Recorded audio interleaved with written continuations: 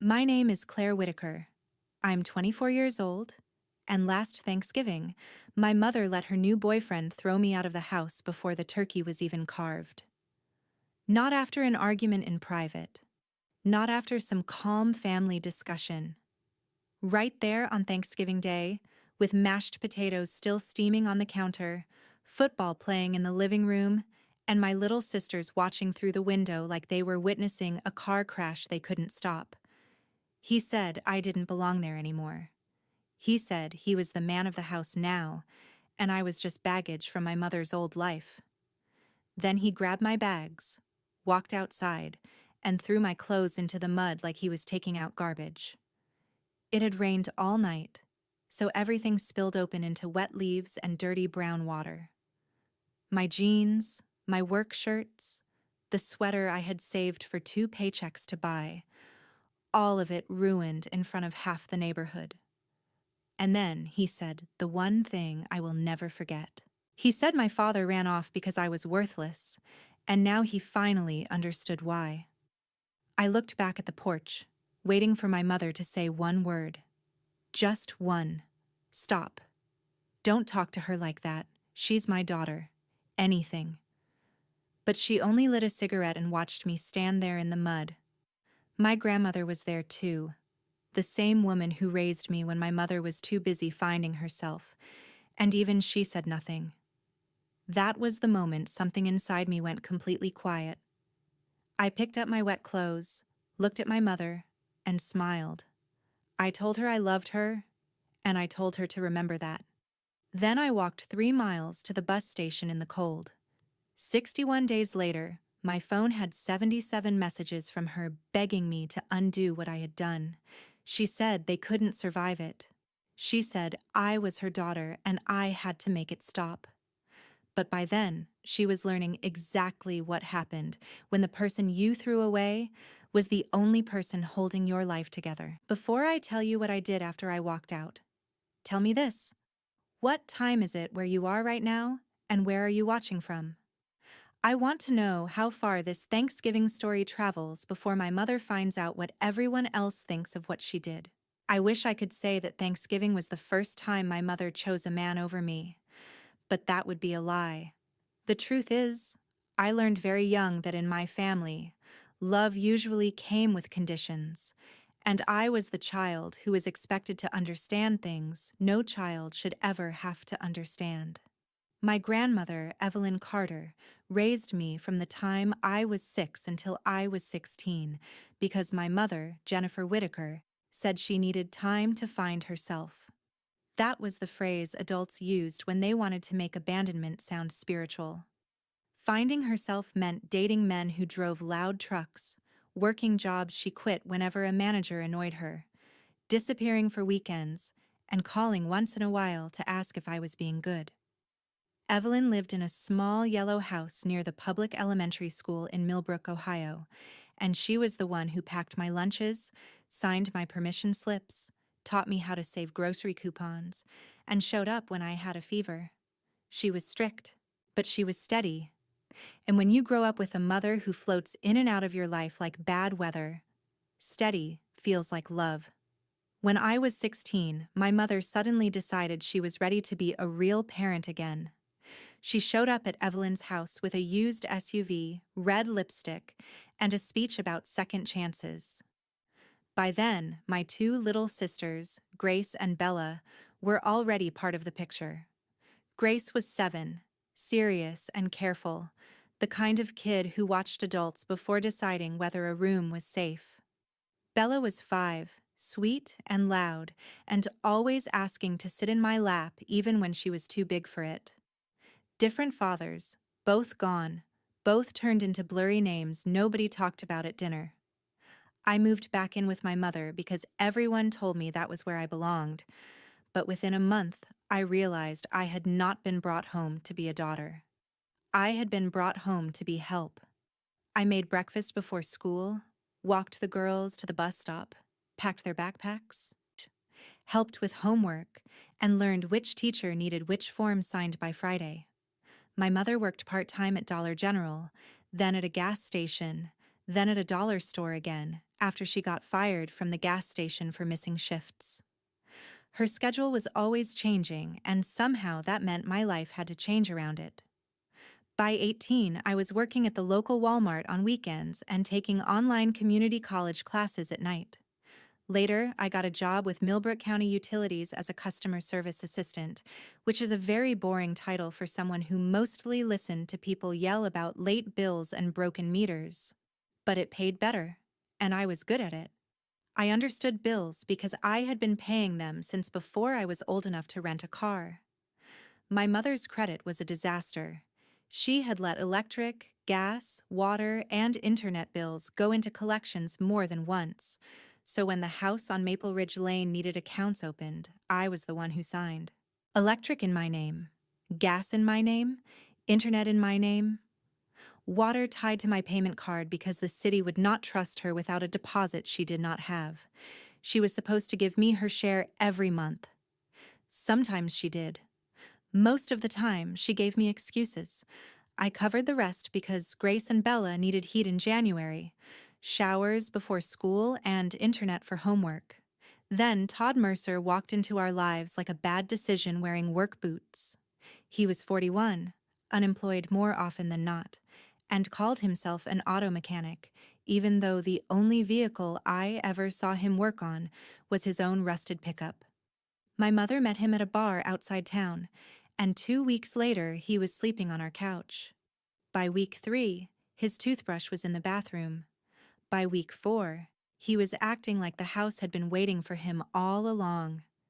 He did not like me from the start. I was too quiet, too responsible, too present. He called me a freeloader even though I paid the bills he used. He told my mother I was too old to be living at home, even though I was the one making sure her daughters had clean clothes and school lunches. He hated that the internet password came from me. He hated that the power company spoke to me. He hated that when something broke, the girls came to me before they went to him.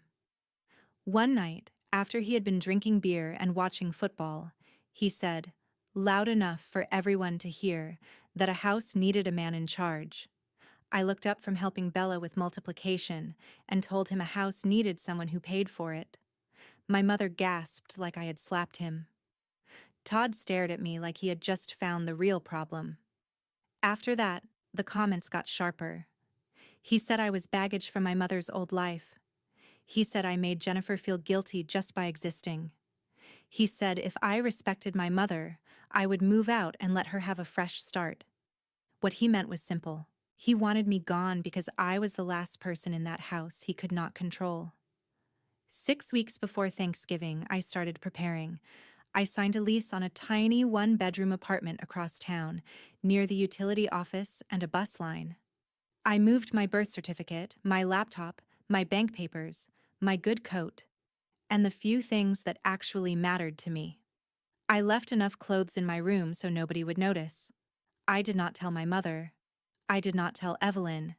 I did not even tell Grace and Bella because I knew they would cry, and if they cried, I might lose my nerve. I kept cooking, working, paying bills, smiling when I had to, and waiting for Todd to make his move. I knew he wanted me out. I just did not know he was cruel enough to turn Thanksgiving into the day he finally did it. Thanksgiving morning, I woke up at 5 because that was what I always did on holidays. My mother loved the idea of a traditional family dinner, but she never loved the work that made one happen. So I made the coffee, checked the turkey, peeled potatoes, mixed the green bean casserole, thawed the rolls, and set out the pumpkin pie Evelyn had brought the night before. Grace came into the kitchen wearing fuzzy socks and asked if she could help mash potatoes. Bella followed her 10 minutes later, still half asleep, dragging a blanket behind her like a cape. For a few hours, it almost felt normal. That was the cruel thing about families like mine. They could give you just enough warmth to make you forget the house was full of smoke. My mother came downstairs around 10, wearing jeans and a sweater, already irritated because Todd said the parade was annoying and he wanted football on. She told me the turkey smelled good like she had not watched me do every single step. Todd sat in the living room with a beer before noon, boots on the coffee table, yelling at the TV like the players could hear him from Ohio. Evelyn arrived just before 1, carrying sweet potato casserole and the tight expression she wore whenever she saw Todd. She knew exactly what kind of man he was. She had said it to me in private more than once. But Evelyn had a rule that adults needed to make their own choices, which sounded wise until you watched those choices hurt children. By 2, the table was set. The girls were excited, and I was trying hard to get through the day without giving Todd the fight he obviously wanted. He started small. He said maybe next year there would be more room at the table. He said adult children needed to learn independence. He said some people were too comfortable living off their mothers. I kept carving turkey. My mother looked down at her plate. Evelyn pressed her lips together but said nothing. Grace and Bella went quiet because kids always know when a room is becoming unsafe. Then Todd pushed his chair back and said he and my mother had been talking. He said it was time for me to leave. Not after the holidays. Not after I found a place. That day. Thanksgiving Day. I looked at my mother and waited for her to correct him. She did not. She reached for her cigarettes even though she had promised the girls she would not smoke in the house on holidays. I asked her if that was what she wanted. She looked at Todd first, then at me, and said, maybe he had a point. I remember the sound of the refrigerator humming. I remember Bella's fork slipping out of her hand. I remember Grace whispering my name like she was trying to pull me back from a ledge. Todd smiled because he knew he had won. He stood up and said this was his house now, and I had overstayed my welcome.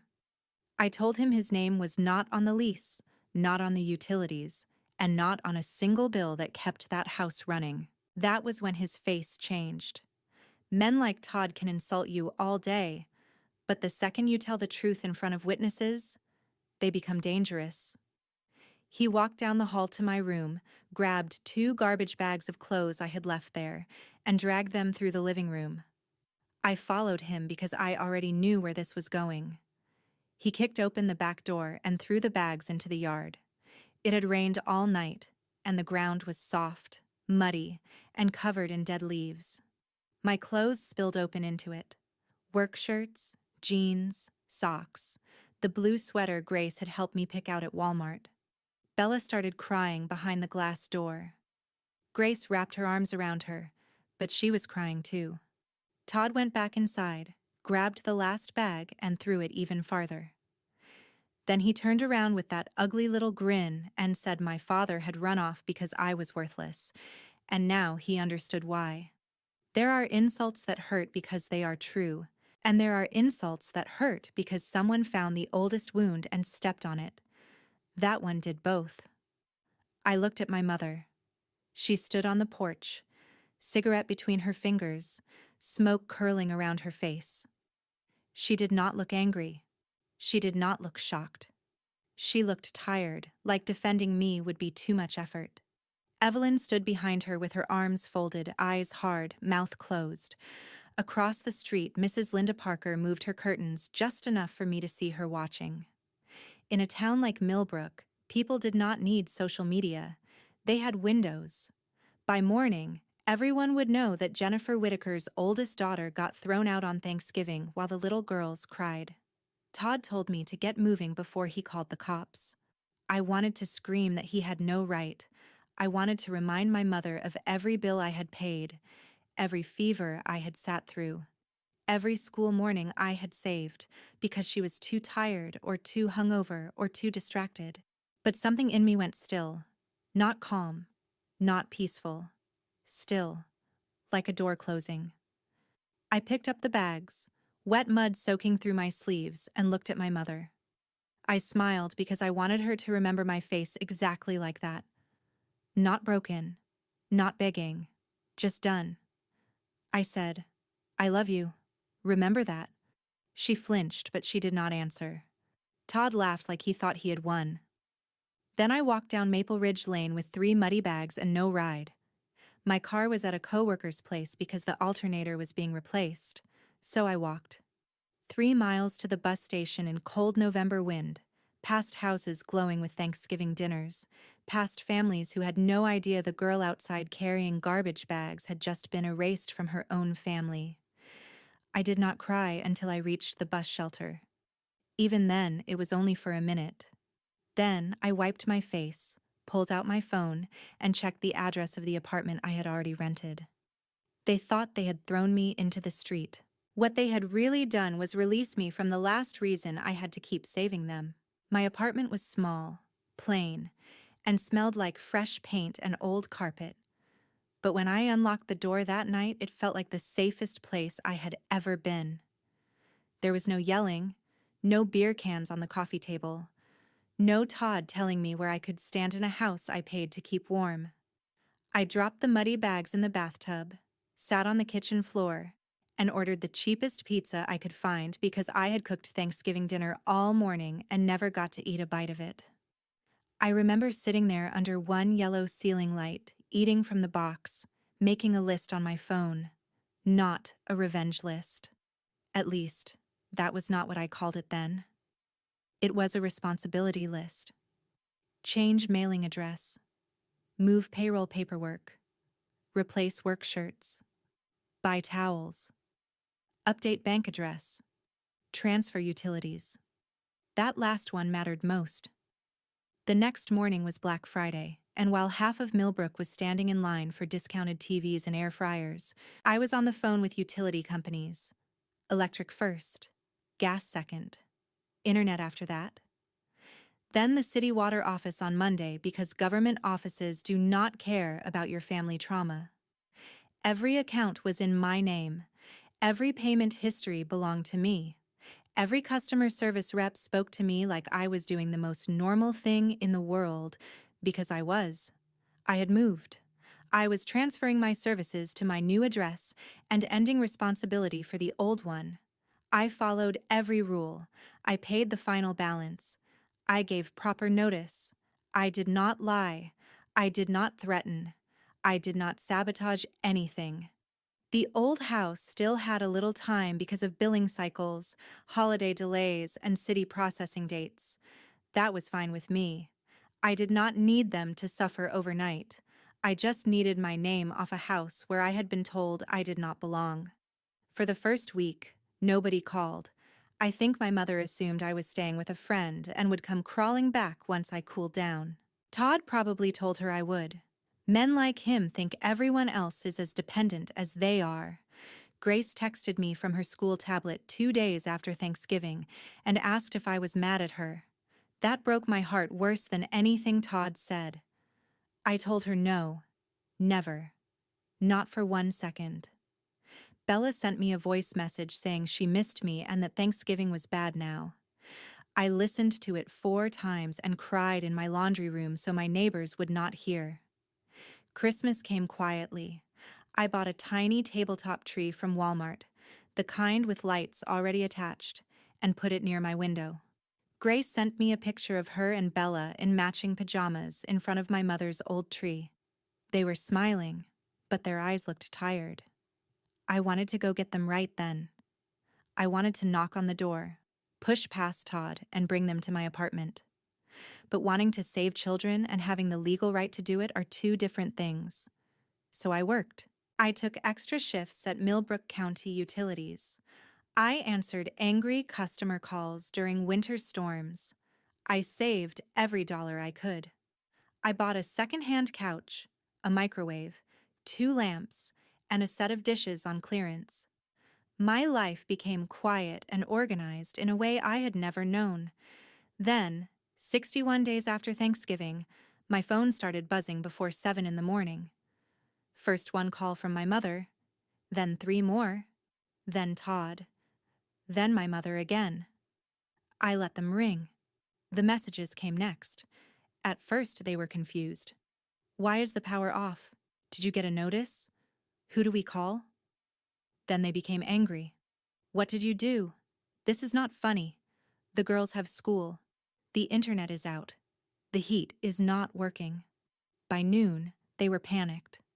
My mother sent message after message saying the utility company told her the account holder had ended service at that address. She said they would not reconnect without new deposits. She said her credit was flagged. She said Todd had tried, but they wanted money he did not have. Then came the message I remember word for word. How did you do this? Undo it. Please. We cannot survive this. Whatever you did, stop it now. I am your mother. Please make it end. I stared at that message for a long time. Not because I felt guilty, because for the first time she was admitting the truth without meaning to. She had not needed me as a daughter. She had needed me as electricity, gas, water, internet, childcare, grocery money, emotional support, and a human shield between her bad choices and their consequences. I did not answer. Later that night, Evelyn called. Her voice was sharp. She said my mother and the girls were at her house because the old place had no heat. She asked me what kind of person lets children sit in the cold. I said the kind of person who was thrown out by their mother's boyfriend on Thanksgiving and then legally moved her own accounts to her own apartment. Evelyn told me I was being cruel. I asked her where that concern was when Bella and Grace watched Todd throw my clothes into the mud. She went silent, then said this was different. I said no, it was not different. It was just finally inconvenient for the people who stayed quiet. After I hung up, I blocked Todd. Then my mother. Then, for a few days, Evelyn too. I know some people would say that was harsh. Maybe it was. But peace feels harsh to people who are used to using you. I slept 8 hours that night for the first time in years. 3 days later, my mother and Todd found my apartment. I was getting ready for work when someone started pounding on my door hard enough to make the frame shake. I looked through the peephole and saw my mother standing there in the same winter coat she had worn on Thanksgiving. Todd stood behind her with his arms crossed, jaw tight, trying to look like a man who had a plan. I opened the door but left the chain on. My mother started talking before I said a word. She said the girls were scared, that Evelyn's house was too small, that the utility companies were being impossible, that I needed to call and explain there had been a misunderstanding. I told her there had been no misunderstanding. I moved the services that were in my name. Todd stepped closer and told me to stop playing games. He said a real family did not do this to each other. I almost laughed. A real family. That was funny coming from the man who threw my belongings into mud and called me worthless in front of 2 children. I told him he was free to open accounts himself. He said they wanted deposits. I said then he should pay them. My mother looked down. Todd said money was tight. I asked if money had been tight when he bought beer every weekend and filled his truck with gas to drive around feeling important. He called me a selfish little brat. I closed the door while he was still talking. They stayed outside for 10 minutes, knocking, pleading, then yelling. My neighbor across the hall opened her door just enough to listen. Small towns and apartment buildings have the same heartbeat. Everyone hears everything. That night, I found a note taped to my door in my mother's handwriting asking me to meet her at Betty's Corner Diner on Saturday. Just her, she wrote. No Todd. I should have ignored it, but there was still a part of me that remembered being a little girl waiting for my mother to choose me. So I went. Betty's was the kind of diner every Ohio town has, with red booths, coffee that never tasted fresh but always tasted familiar, and waitresses who called everyone honey. My mother was already in a corner booth when I arrived. She looked smaller than I remembered. No makeup, hair tied back, hands shaking around a coffee mug. For a second, I felt sorry for her. Then she opened her mouth and reminded me why pity is not the same as trust. She said she was sorry things got out of hand. She said Todd had been stressed. She said he drank too much sometimes and said things he did not mean. She said she should have spoken up, but everything happened so fast.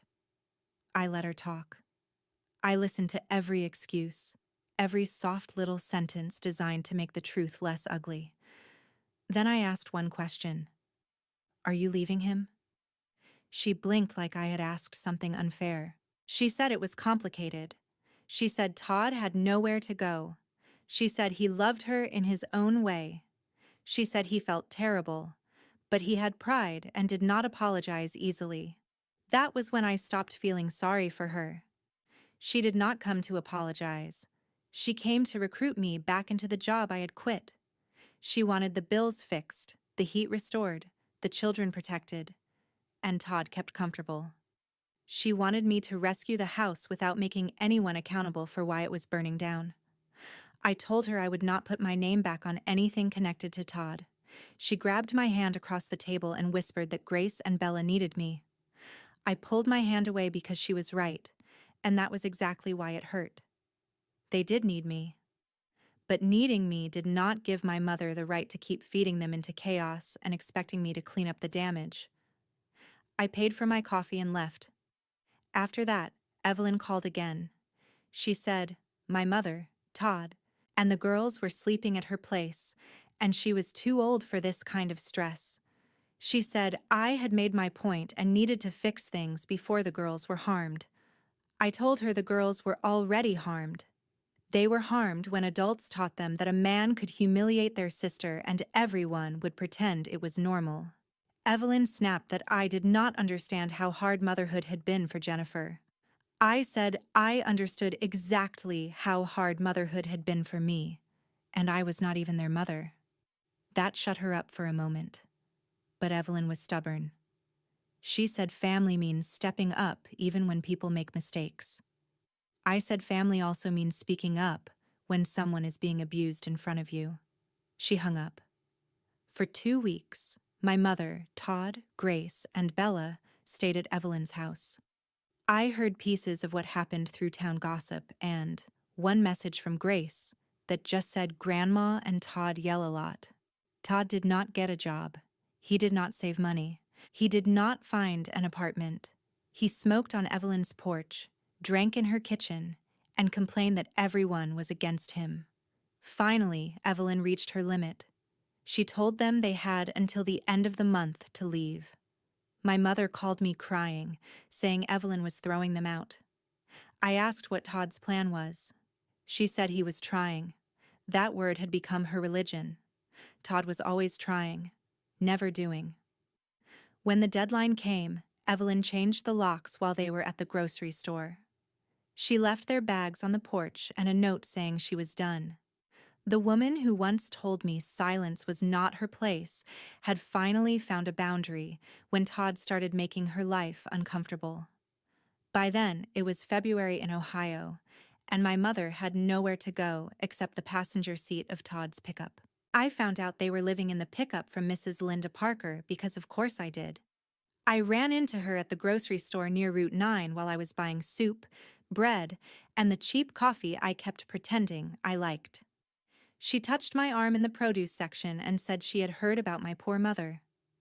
In Millbrook, that sentence never meant anything good.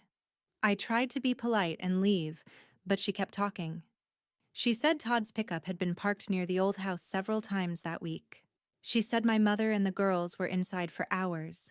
She said the girls were doing homework in the back seat with blankets over the windows.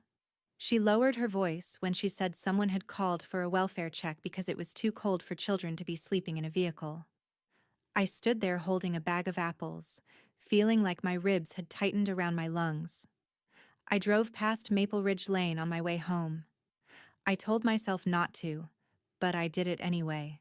Todd's pickup was parked 2 houses down from where we used to live. The windows were fogged. A blanket covered the back window. I could see movement inside.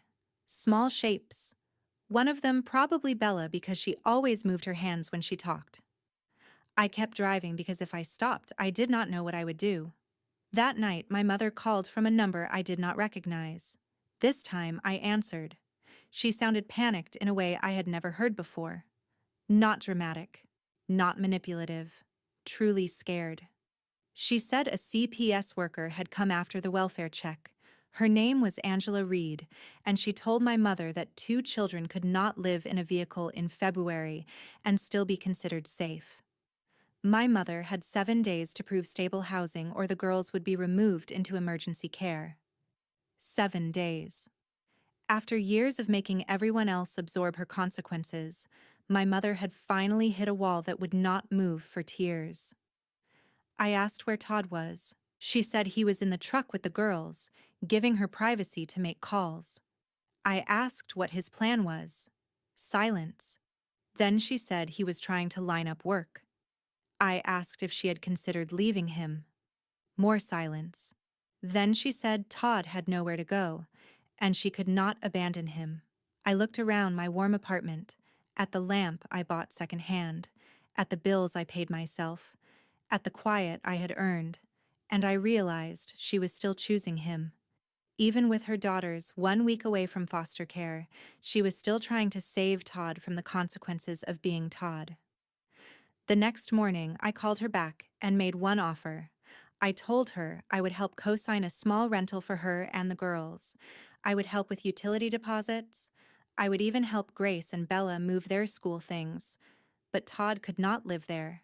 Todd could not be on the lease, could not have a key, could not be part of the arrangement. She had to choose, not between Todd and me, between Todd and her children. She cried and said I was making it impossible. I said no, Todd had made it impossible. I was making it clear. 3 hours later, Todd called me. I should not have answered, but anger makes you curious. He told me to meet him in the Walmart parking lot because we needed to talk like adults. I went because Walmart had cameras, people, and security, and because part of me wanted to look him in the face when he realized I was not afraid of him anymore. He was leaning against his pickup near the far edge of the lot, wearing the same gray hoodie I had seen him wear for weeks. He looked rough, unshaved, red-eyed, but still proud in that useless way some men are proud even when they have failed at everything.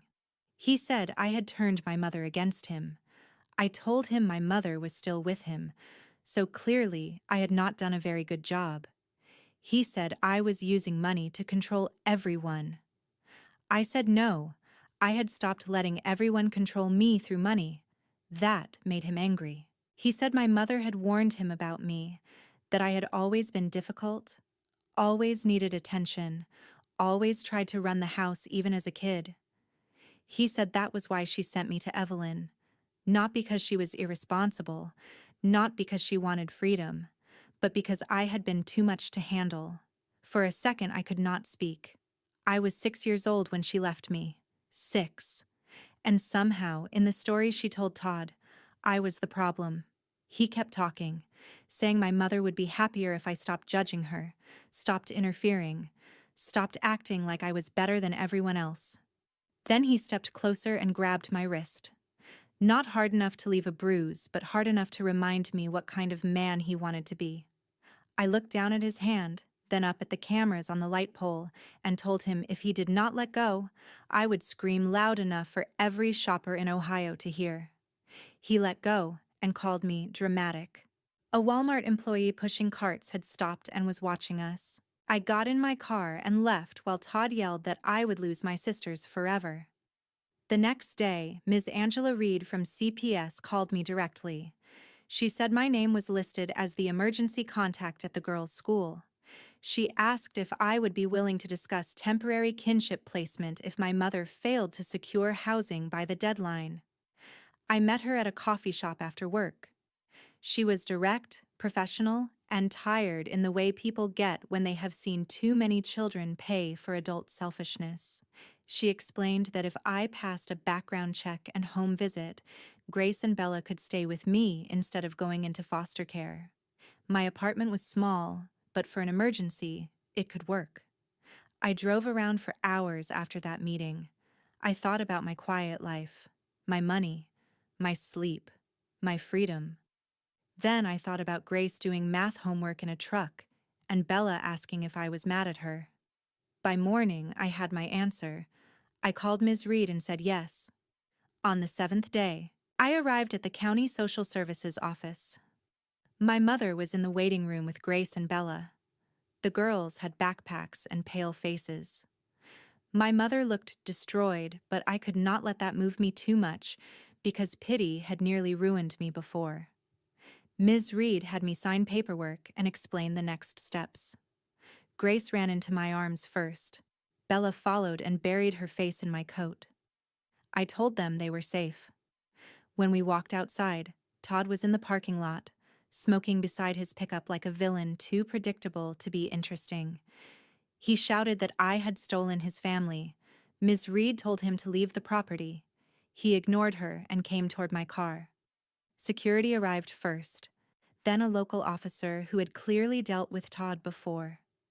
Todd kept yelling until the officer told him he could either leave or be cited for disorderly conduct and interfering with a child welfare matter.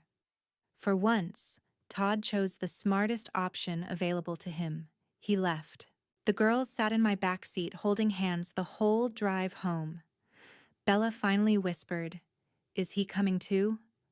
I said no. She closed her eyes and nodded like that was the first good news she had heard in months. The first night Grace and Bella slept in my apartment, I did not sleep at all. I lay on the couch listening to every sound they made, every turn, every breath, every little nightmare noise that came from the bedroom. I had given them my bed and made myself a nest of blankets in the living room. Bella woke up twice crying, and both times Grace climbed in beside her before I even reached the door. That was when I understood how much they had been parenting each other while the adults around them fell apart. Over the next few weeks, everything changed. My quiet apartment became crowded with school papers, cereal bowls, damp mittens, toothpaste on the sink, and little shoes by the door. I moved into a 2-bedroom place closer to their new public school because Ms. Reed said it would help the court see stability. The rent hurt. The deposit nearly emptied my savings. I took extra shifts and learned how to stretch chicken, rice, pasta, and canned soup into meals that felt like dinner. I signed forms, met teachers, scheduled counseling, and sat through meetings where people used words like trauma, adjustment, and temporary guardianship. Like those words could ever explain what it feels like to become a parent overnight at 24. Grace tried to act fine. She made her bed perfectly, answered adults politely, and kept asking if she was being helpful. Bella was different. She cried when doors closed too loudly. She hid snacks in her backpack. She asked every night if the heat would stay on. Every time she asked, I told her yes. The heat would stay on. The lights would stay on. The door would stay locked. Nobody was coming in unless we let them. Meanwhile, Todd finally met consequences he could not talk his way around. About a month after the girls came to me, I got a call from Ms. Reed letting me know there had been an incident. Todd had been arrested for DUI after a state trooper pulled him over outside town. He was driving the pickup with expired tags, open beer cans in the cab, and a suspended license. When they ran his name, they found an old warrant tied to unpaid child support from a previous marriage he had never mentioned. That part almost made me laugh, not because it was funny, but because it was perfect. The man who called himself the man of the house could not even take care of the children he already had. 6 months in county jail was what he got after everything was added up. 6 months away from my mother, away from my sisters, away from every woman and child he had been using as cover for his failures. My mother did not handle it well. At the first family court hearing, she cried and said she had lost everything. The judge did not look impressed.